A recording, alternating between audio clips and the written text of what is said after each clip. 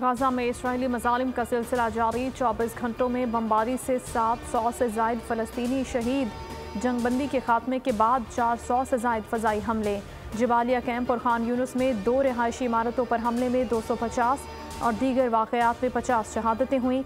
Israel पर Hamas का रॉकेटों से हमला, तल अबीब को निशाना बनाया।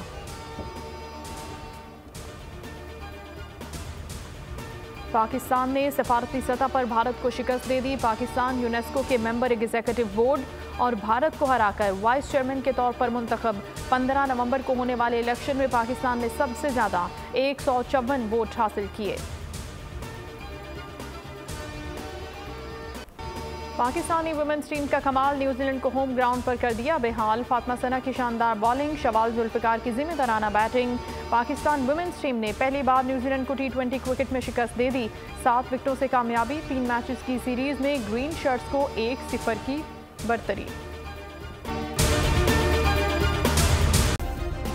सब्सक्राइब करें और बेल दबाएं ताकि कोई खबर रह न जाए।